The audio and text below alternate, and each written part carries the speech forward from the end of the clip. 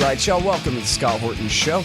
I am the director of the Libertarian Institute, editorial director of antiwar.com, author of the book Fool's Errand, Time to End the War in Afghanistan, and I've recorded more than 5,000 interviews going back to 2003, all of which are available at scotthorton.org.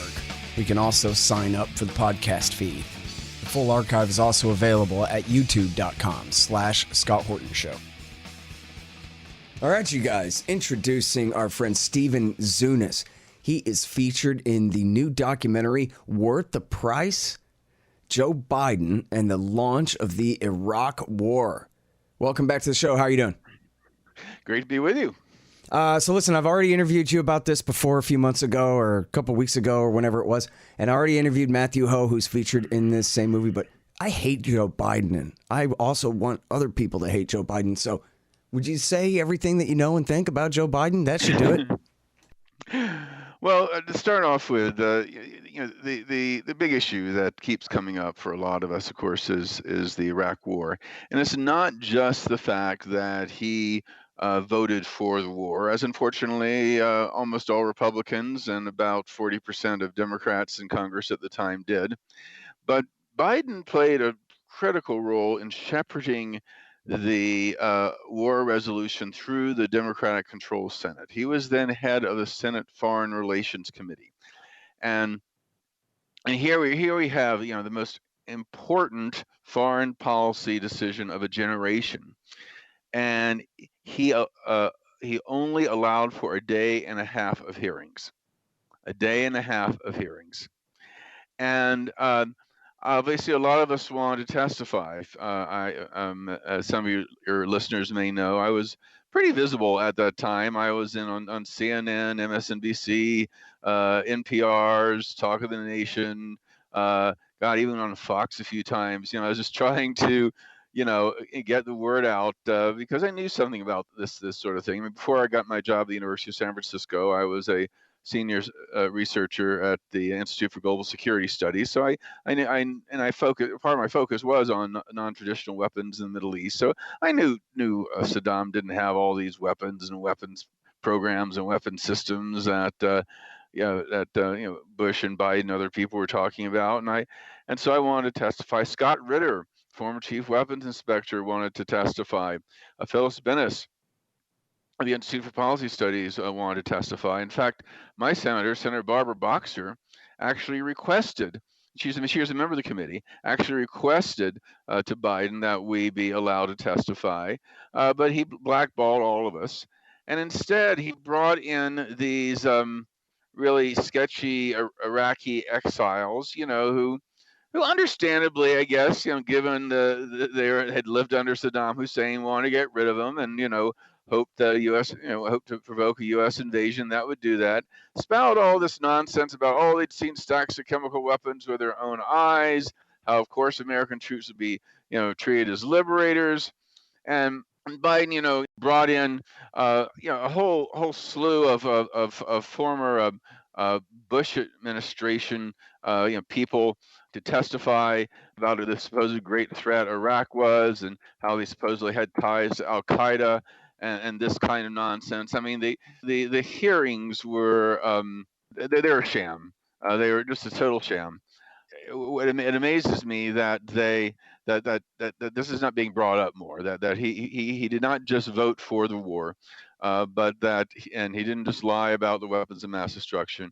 He played probably the most critical role outside of the Bush administration itself in making the war possible. I mean, here's a guy who brings in Caspar Weinberger, who insisted was a credible witness despite multiple perjury indictments for lying before Congress, and a history of grossly exaggerating the military capabilities of Nicaragua, Cuba, the Soviet Union, other designated enemies of the United States. And he's supposed to be a credible witness to talk about this threat to Iraq. And Ritter, when it was clear that he and the rest of us weren't be able to testify, basically he said the whole hearings were nothing more but a political sham used to invoke a modern day Gulf of Tonkin resolution equivalent to Iraq, and And it was again.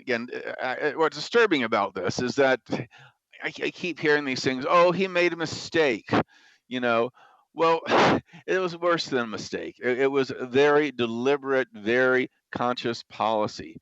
And say, well, that was a long time ago. Well, he hasn't owned up to it. In fact, he's repeatedly lied about his role in it, denying that he said things that he clearly said. The guy has not learned his lesson. He's still a threat, and I actually fear that if he became president, he'd trump up another kind of war to get us into for oil or something else.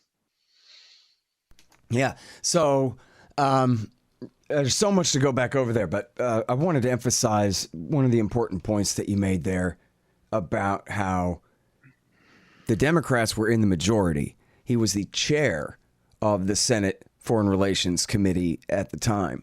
And in that position, if he had really wanted to, he probably could have stopped this war single-handedly. If he, for example, had decided, oh, yeah, well, I'm just going to keep inviting Scott Ritter to testify until this whole project is crashed on the rocks of the truth here. And in fact, could you please do us a favor, especially for people who were not so plugged in back in the 90s and early 2000s and don't know? Can you tell us about Scott Ritter's role? Because in the 90s, he was known as the guy who was constantly accusing Saddam Hussein of blocking their inspections and all these things, and the Hawks were always invoking him. Then, when 2002 comes around, he's out there standing athwart history, screaming, stop, at the top of his lungs. And people thought, well, what is with this guy? There's been a big flip-flop here.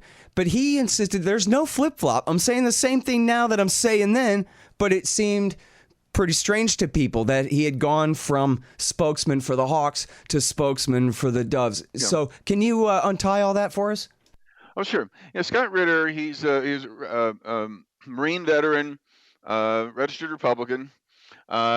He was essentially the chief weapons inspector. He wasn't the head of UNSCOM. That was Hans Blix and later Butler. But he was a guy who actually did the stuff on the ground.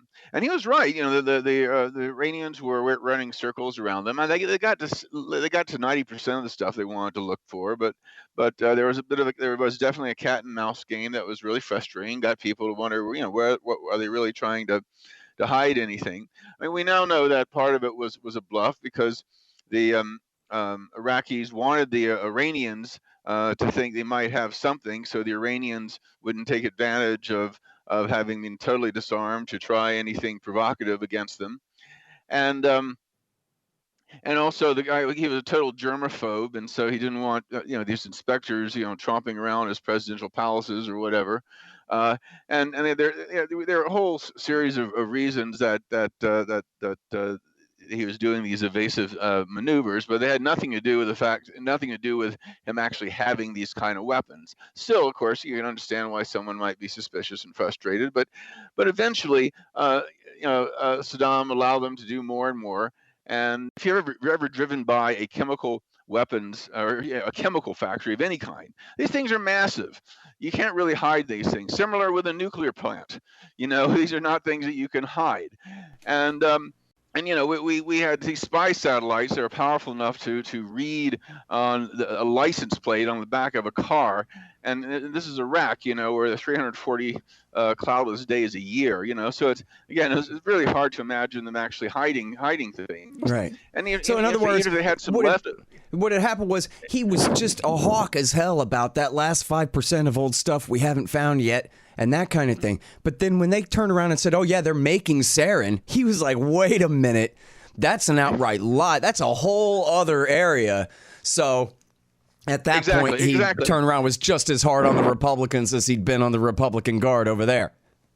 Exactly. And indeed, even if Saddam had not gotten rid of these weapons from way back, the shelf life of these weapons is only like 3 to 5 years. I mean, they were no longer weapons. Even if you had them, they were not weapons grade material. I mean, you wouldn't want to eat the stuff or anything, but they were not. They were certainly not threat at that point. And by the way, let me interject here, Stephen. I'm sorry, but this is really important. There's this New York Times story. I'm sure you're familiar with this.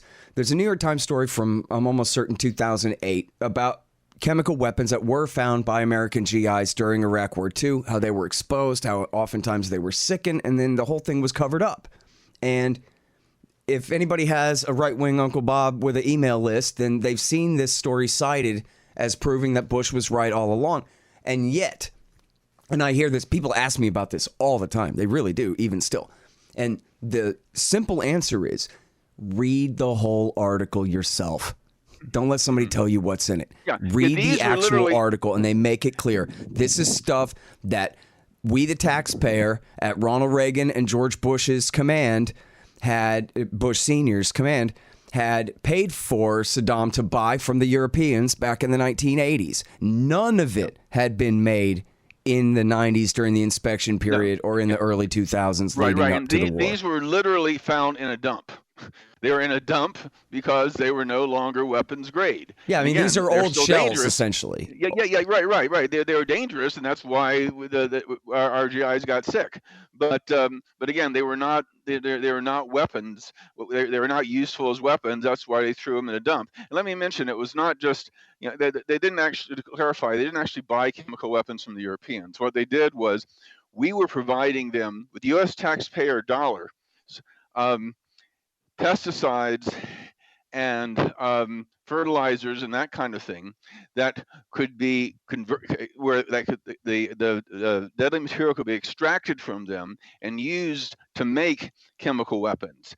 And it was, and congressional hearings in the 1990s show that the United States actually was aware that Saddam was doing this, and yet we kept on providing these fertilizers and pesticides and other raw materials that were critical for making these chemical weapons. And of course, with a super strict embargo on, the strictest sanctions in history on Iraq after the Gulf War in 1991, they no longer had access to the raw materials to make chemical weapons. But another thing I should mention about our complicity in this was that during the Iran-Iraq War, we had officials from the Defense Intelligence Agency on the ground in Baghdad downloading U.S. satellite photos of Iranian troop concentrations and passing those on to the Iraqis in the full knowledge that they were using chemical weapons against them. Yep. And this is something that the Iranians still talk about to this day. One of the reasons for their fanatic anti-Americanism. When I was in Iran last year, about this time, I actually got to interview some survivors, and they are still in very, very, very bad health impact in terms of what it did to their lungs and all that kind of stuff. Mm-hmm. But but even putting aside our complicity, and Iraq developed the weapons in the 1980s. By 2002, they absolutely had nothing that could be used against us or against their neighbors or anything like that. They were in no way, shape, or form a threat. And yet here is Biden as head of the Senate Foreign Relations Committee, kept repeating this. And the thing is that, and his role shouldn't be underestimated, because, when people are elected to the Senate or to the House or whatever, nobody's an expert on everything. And so they tend to look at the head of the of the relevant committee for guidance in areas they don't know much about. So people will look at the head of the agriculture committee if they don't know much about agriculture, or they'll they'll look at the head of the Armed Service Committee if they don't know much about the Pentagon or procurement, things like that. And people will look at the head of the Senate Foreign Relations Committee for guidance on foreign policy. And this is particularly critical since very, very few people run for Senate based on foreign policy issues. It's one of the areas that senators tend to know the least about. And so when the Democrats looked up and said, hey, here's our guy, here's Joe Biden, he's been in Congress for a long, long time. We could trust him. That it had an impact in swaying a whole bunch of those votes. Yeah, possibly enough to have made the difference. Yeah, absolutely. Well, now let me ask you something, because there's a clip going around of Biden, and it's when Scott Ritter's testifying in 1998 during the Iraq Liberation. I'm not sure if I think it's during the Iraq Liberation Act debate, or maybe just the debate surrounding Desert Fox and all that stuff. But anyway, and Biden is saying nothing short of regime change is going to accomplish this. Everybody knows that. And that made me curious about whether back in the 90s, 98 era, especially right around then, how closely he was palling around with Richard Pearl and Ahmed Chalabi and those guys who were pushing for the Bay of Goats option, the invasion and occupation of the South and all of that Chalabi INC stuff back then. Yeah, well, not everybody who voted for the Iraq Liberation Act, wanted invasion. I mean, many of them were basically saying Saddam's a bad guy, good to get rid of him, and maybe we can fund some opposition groups who will do it. But they were not advocating the United States going to war or anything like that.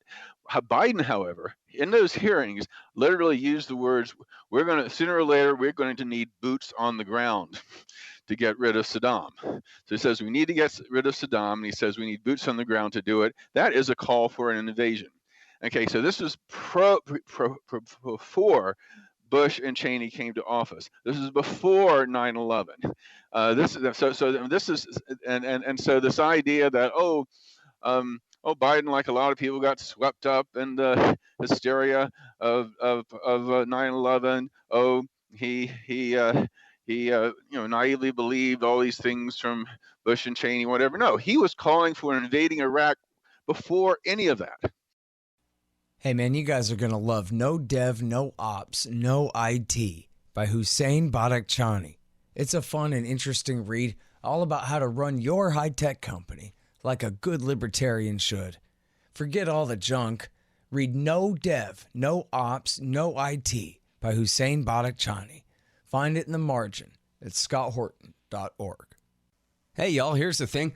Donate $100 to the Scott Horton Show, and you can get a QR code commodity disc as my gift to you. It's a 1-ounce silver disc with a QR code on the back. You take a picture of it with your phone, and it gives you the instant spot price and lets you know what that ounce of silver is worth on the market in Federal Reserve notes in real time.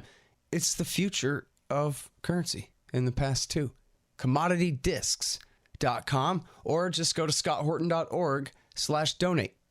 Hey guys, Scott Horton here for expanddesigns.com. Harley Abbott and his crew do an outstanding job designing, building, and maintaining my sites, and they'll do great work for you. You need a new website? Go to expanddesigns.com/Scott and save $500. And now, okay, so I want to play this clip. You mentioned about him being a liar, and I'm sorry, this will take about a minute and a half here. This is Biden on MSNBC being interviewed by Lawrence O'Donnell the other day, who, of course, lets him slide on all of this stuff. But this is Biden's version of what was going on back in 2002 and 2003 there and his role in it. Look, the reason I voted the way I did was to try to prevent a war from happening because, remember, the threat was to go to war. The argument was because Saddam Hussein had weapons of mass destruction. So he said that I need to be able to get the Security Council to agree to send in inspectors to put pressure on Saddam to find out whether or not he's producing nuclear weapons. And at the time, I said, that's your reason. All right, I get it. That was the rationale was that's the way to not go to war, because I didn't believe he had those nuclear weapons. I didn't believe he had those weapons of mass destruction.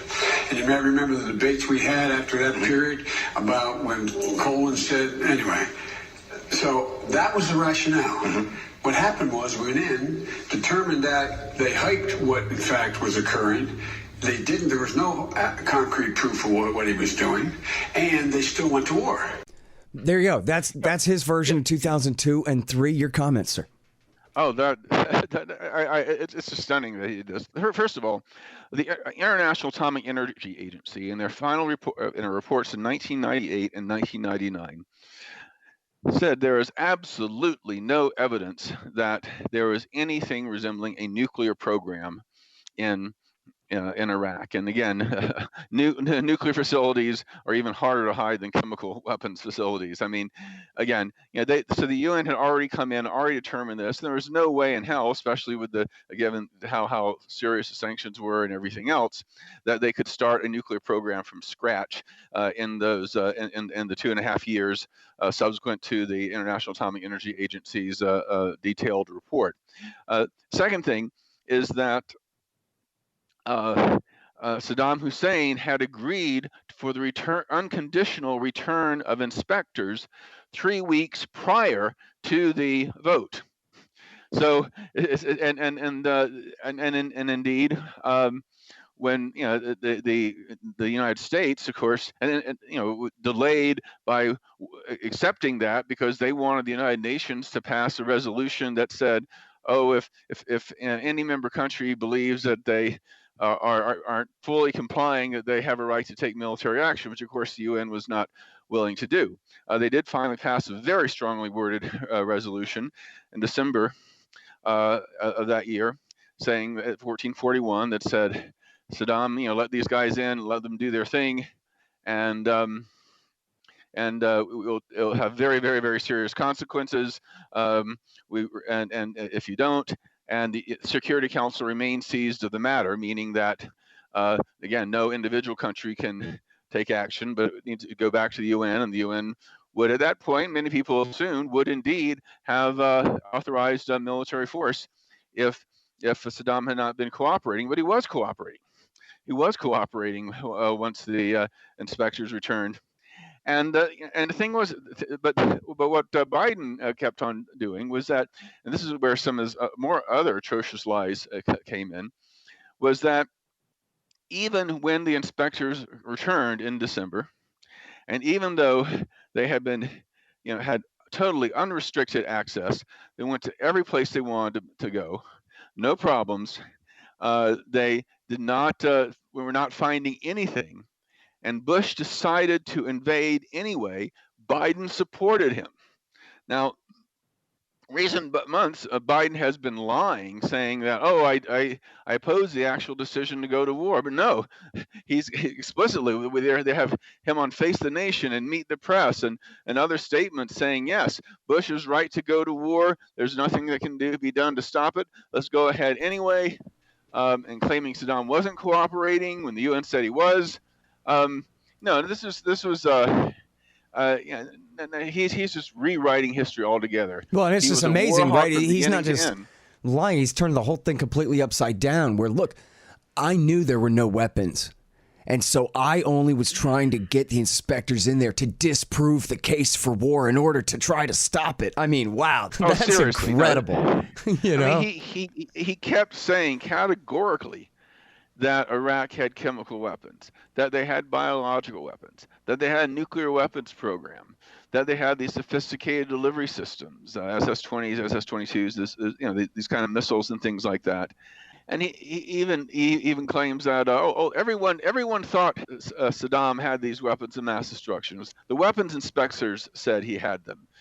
And the nerve, I mean, no, there are a lot of us, especially those of us who have a background in strategic studies, who are saying, no, they don't happen. And of course, the Chief Weapons Inspector, Scott Ritter, wanted to testify for his committee, who said they didn't have them, and he wouldn't let him. Well, and all the inspectors on the ground, as you said, were complaining for months. I mean, the war didn't kick off until March, and the inspectors were going, look, we went to every place you told us to go, and there was nothing there. You claim you have all this intelligence, and you know for a fact he's got the stuff. Give us some updated coordinates, and we'll go look there too. But we looked everywhere there is to look so far and found nothing.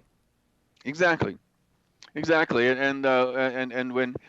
despite not finding anything, when Bush was clear he's going to go to war, this is just the 24 hours before they launched the war. He said, "I support the president. Diplomacy over avoiding war is dead. I do not see any alternative. It's not as if we can back away now. Let loose the dogs of war. I'm confident we will win." And then he co-sponsored a resolution supporting Bush in the invasion. Now he's coming back and saying, I didn't support that. I wish we hadn't gone to war. I opposed the launching of the war. And this is the thing. I mean, it's kind of like when I think of Susan Collins saying, Bush learned his lesson, from the or whatever, on the whole Ukraine deal, and clearly he hadn't. Now people are saying the same kind of thing about Biden. Oh, he learned his lesson, from his mistake on Iraq, so he wouldn't do anything like that as president. Well, if he'd learned his lesson, he wouldn't be continuing lying about it. Right. Well, and he lies about everything, too, which is kind of a different subject. But yeah, for a guy who, and you know what, there's a Ted Koppel clip from, it's in War Made Easy by Norman Solomon, where Ted Koppel, too, says, "Let loose the dogs of war." Listen, you can't pretend you were anti-war when you said it like that. Some of these people built in weasel words. There's no weasel words in "unleash the dogs of war." You're now guilty of genocide. That's all. Very, very much so. I get it's stunning that he's getting away with this. He's been given a pass on these things, including on a supposedly liberal network like MSNBC. I mean, it's startling, the excuses and the rationalizations that I'm hearing from people saying, "Oh, it was a long time ago. Why don't then just own up to it." Own up to it. And a long time ago, we're in the middle of Iraq War 3.5 right now. Exactly. Two Americans were killed yesterday, and they're blaming it on Iran. I mean, this is not over. And there would be no American bases in Iraq where Americans would be vulnerable if Biden and the others hadn't pushed this war resolution through. There would be no pro-Iranian militia in Iraq if we hadn't gotten rid of the anti-Iranian Saddam Hussein in our invasion that Biden and the others backed. And so, it is still very relevant because people are still suffering and dying as a result of this. But, again, the thing is his refusal to own up to it in an honest way. This is and some people are even making comparisons. Well, people didn't talk about the Gulf of Tonkin resolution in the 1980s, but the Gulf of Tonkin resolution, which Johnson used to justify the escalation in Vietnam, that was done with no debate. He pushed that thing in on an August night, and there was no debate and no investigation of the supposed North Vietnamese attacks on the American naval ships or anything like that. And the thing with the Iraq War was there'd been months and months and months and months of debate, and people had plenty of time to think about it. But Biden, stifled the opportunity for senators to hear the debate firsthand. And plus, people should have been attacked over the Gulf of Tonkin resolution in the 1980s. How can you go along with something with no debate? You didn't get a chance to hear from the captain at all, and you voted for a war that killed a couple of 3 million people? Yeah, exactly. That makes the Iraq War look like nothing. And by the way, I did say genocide a minute ago, and I know people go, "Ooh, when only the Holocaust is genocide." Well, actually, you know what? They killed at least 1 million Iraqis, throw in another 500,000 Syrians, and the rest of the chaos that's going to be in Mesopotamia and the Levant for the rest of our lifetimes. It's not really, it doesn't have to be total mass murder. It's the destruction of a nation is what that means. And this was part of Biden's plan too. You know what? I screwed up. It's not working. Let's split the country into thirds. But not asking, oh yeah, but who's going to control the capital city? And what's going to happen to the minority when they're on the losing end of that one? There's your genocide right there. 4,000 dead Sunnis every month for a year and a half as America and the Shiite forces cleanse that city of Sunni Arabs. That's Joe Biden's Save Iraq plan from, phase 2. After getting us into it, that's his plan for fixing it. I wrote about that at the time, actually, and just how dangerous it was. I mean, it was interesting. I pointed out that close to 90% of U.S. Middle East scholars and 80% of State Department Mideast specialists oppose the idea of invading Iraq. So these are across the spectrum. So these are not just leftists and libertarians. We're talking about mainstream liberals, moderates, conservatives, who just knew the region enough to say, hey, look at Bob Novak on CNN and Pat Buchanan and anybody who knew anything about it and wasn't just partisan first. That's who was against it. They opposed it, but the totals for the and this breakup Iraq in the third into three, that was more like 98% of people because knew that was a bad idea. I mean, even more so, because again, these kind of divisions generally do not work well because, of course, it just entrenches the ethnic and the sectarian identities even stronger, and again, what if you are a minority within this divided thing? Because remember, before the U.S. invasion, Sunnis and Shias intermarried.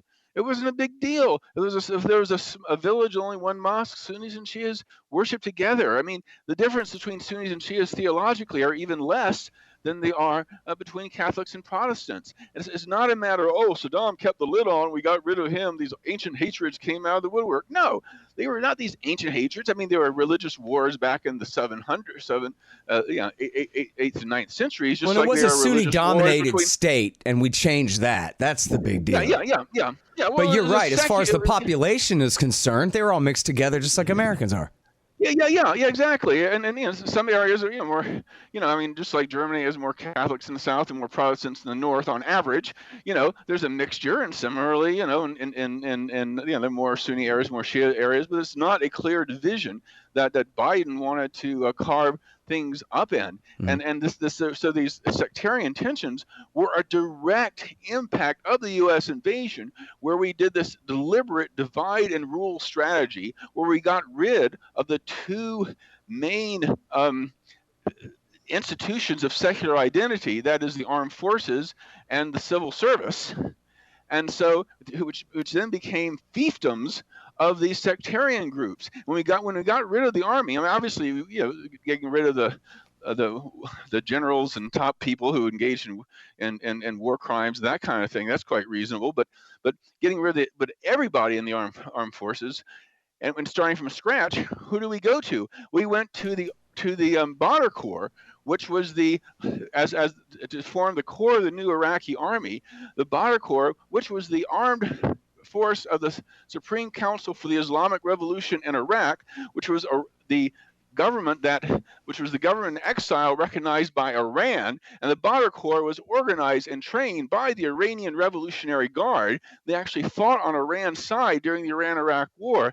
So you can imagine all these Iraqis, particularly Sunnis, saying, "Oh my God, the people who were fought and killed our brethren on behalf of the Persians, our ancient enemies, and who were put in power by the Americans and British, our more modern enemies, and therefore the Shias are part of this conspiracy. So let's go after." So some more fanatical Sunnis started going after random Shias, and so then the Shias went after random Sunnis, and sort of it was more like Northern Ireland. I mean, Northern Ireland, they weren't fighting over theological issues; they were fighting because historically the Protestants identified with the Unionists and the Catholics, identified with the Irish Republic.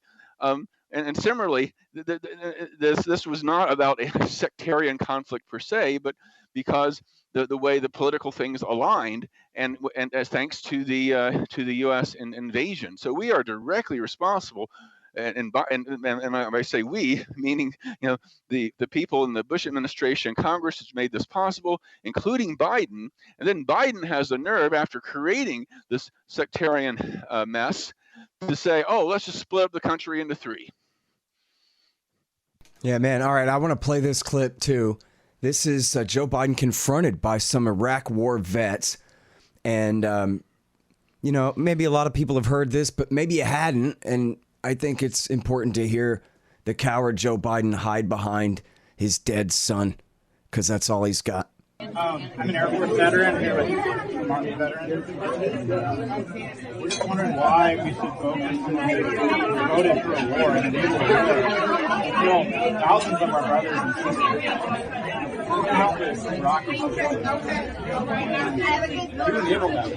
You also gave a medal to the man who enabled that war and caused that war. Your blood is on your hands as well. And you're disqualified. You're disqualified. My friends are dead. So is my son who was in Iraq. Okay? For a year. That doesn't matter, right? You don't think it matters to you. It matters a lot to me. I'm sure it does. And I'm not going after your son. You better not. I'm not. No, I'm not going after your son. You were disqualified. So there's the coward Joe Biden. He brings up his son, and the guy says, I'm not bringing up your son. And he says, yeah, you better not. Yeah. And then meanwhile, his son actually, he did kill his son in that war. His son, Bo, the one that wasn't a crackhead, he died of brain cancer from the burn pit. And absolutely, Joe Biden did kill his son. But then again, the way he kind of frames it, like, oh, my son died in the war over there. And so that means I paid my price for being wrong about it. I mean, he didn't say that. That was kind of half the implication, maybe, sort of.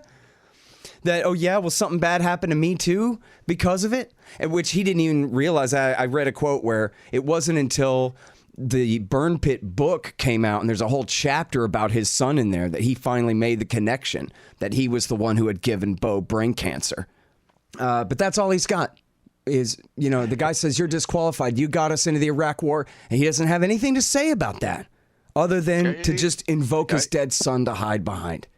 He can't formulate any other approach to it. Here, and you know, if you really want to see a difference in attitudes in Biden, about Biden, the division is really clear about those of us who know about Iraq, those of us, you know, who remember his role, those who have been impacted by Iraq in terms of losing a loved one, by serving over there and coming back with physical and psychological struggles. I mean, you know, these are the people who are the most anti-Biden people out there. And you know, here's the crazy irony about saying, oh, getting an anti-war person like Bernie Sanders or Elizabeth Warren or somebody like that, you know, that Trump can beat. No, it's just the opposite. I mean, in the sense that Trump, ironically, you know, ran to Hillary Clinton's left on foreign policy. He kept bringing up her support for the Iraq war, saying, "Oh, I opposed it," which isn't true. Trump actually supported it, but he claimed he opposed it. And I will not send your children off to die in overseas wars. America first. Bring the troops home. Spend our money here, et cetera, et cetera. Now, of course, he's actually increased the number of troops in the Middle East. He's increased the military spending for overseas wars and that kind of thing. But again, that was the line that he used, and he used it to great effect. And what's interesting, if you look at the areas that switched most dramatically from supporting the anti-Iraq war, Barack Obama in 2008 and 2012, to supporting Bush in 2016, they parallel almost Trump, exactly. Sorry, Trump. Yeah, Trump in 2016. They parallel almost exactly to the areas that had the highest casualty rates from the Iraq and Afghanistan wars. Yep. And so by nominating a so-called moderate, because he might be easier to defeat Bush than an anti-establishment candidate like Sanders. More likely to defeat Trump than an anti-establishment candidate, like Sanders. In fact, it's going to be just the opposite. Yep. It's going to be just the opposite. It's going to not only will the more traditional anti-war left people stay home, or at least not campaign or contribute, lowering the enthusiasm gap, lowering the turnout, raising the third party vote. But the more kind of libertarian or more centrist kind of anti-war people who might sometimes vote Democratic, sometimes vote Republican, depending on who they believe will be less likely to get into war. A lot of those folks who would otherwise vote for someone like Sanders, they're not going to vote for Biden. Right. I totally agree with that. I mean, the fact that they're running the centrist as the safe candidate is, that's the same math that they used in 2004 when they put up John Kerry, who lost Hell, this is the same thing they did in 2000 with Al Gore, Hillary Clinton in 2008, and Hillary Clinton again in 2016. And clearly the Americans, if they're going to support anybody at all, the fact that Donald Trump is the president right now is all you need to know, that, the winger is the strong one in the general. In fact, it's funny to see Trump making the same mistake Hillary made about him. And he's doing his own Pied Piper strategy, going out harder after Biden on the assumption that Sanders is the weaker candidate in the general, which is the exact same mistake that the Hillary team made about him. But he's not that bright, so what the hell? Yeah, I know there are a lot of Democrats who are desperate enough to get rid of Trump that they'd be willing to support anybody, even when they may have serious disagreements with, if they thought they had the best chance of defeating Trump. And what's been scary is people I know, Democrats who are definitely on the more anti-interventionist wing of the party, who are closer to people like Sanders and Warren ideologically, but nevertheless have gone ahead to support Biden, because the mainstream media has kept saying, "Oh, Biden is more electable. Biden is more electable. Oh, these anti-interventionist people, or these left-leaning people, these anti-establishment people like Sanders and Warren. Oh, they could never win. If you support them, you're supporting Trump." And you keep hearing this over and over and over again, and people naively believe it. The fact is frankly, I think of all the major candidates running, who were running, Biden, I would argue, is probably the weakest the Democrats could possibly nominate. Yeah, well, other than maybe Klobuchar. No, I don't know. I mean, and this is the other thing, is they got a severe dearth of talent going on. They tried to run 20 people or something in the primary, and all of them just went down in flames. It's just ridiculous. I know. It is. It's a hell of a thing to watch. But it's good for my guy Hornberger, so I'm cool with it. But listen, thank you so much for your time on the show, but also just for continuing to be focused on 2002. You're just like me. You just can't get over 2002. I never can. I lived that same year over and over again. I know, because of this one issue, right? There's the Iraq War, and lying us into it in super slow motion for a year and a half is just the most incredible thing. And I know that you fought such a good fight back then, and I really appreciate that you're not over it yet, and that you're still holding people to account for it. It was not a long time ago. It was not a long time ago. It might as well have been yesterday. And think of the suffering that's still going on in Iraq right now, the suffering of Americans who've been there and back. As Matthew Host says, this needs to get more, people need to adopt this. People need to talk like this more. I think Matthew Ho really sets a great example. He goes, listen, we're talking about 4,500 combat forces died over there in the war, but just as many contractors also died. Not all mercenaries. Some of them, little old ladies driving trucks and stuff like that. And, right. And then also the suicides and the veteran suicides. And when you add all that up, 10,000. And that's not including the sacrifice of the Iraqis there. Certainly well over 1 million by now, by whoever's estimate, dead in this thing. But that's 10,000 Americans died in Iraq War II. I want to act like, oh, yeah, no, that was just, we probably shouldn't have done Kosovo. Yeah, no, this is not forgivable at all. And very well said. Very well said. Man, anyway, they're running this guy. He's already won. They don't have anybody else. He's the nominee. That's the occasion of this conversation. I'm tripping. That's great. It's horrible and terrific, and just it's something else, just like everything else right now in this era, I guess. Blows me away. But thank you for keeping the issue alive, though, and because the mainstream media is so busy ignoring it or covering up for it. So we really need people like you more than ever. Yeah, so I really appreciate what you're doing here. Cool. Well, thanks for being somebody for me to talk to here on this show, man. I do appreciate it a lot, Stephen. Thanks again.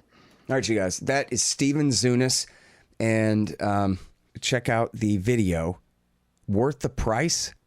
Joe Biden and the launch of the Iraq War. The Scott Horton Show, Anti-War Radio, can be heard on KPFK 90.7 FM in LA. APSradio.com, antiwar.com, scotthorton.org, and libertarianinstitute.org.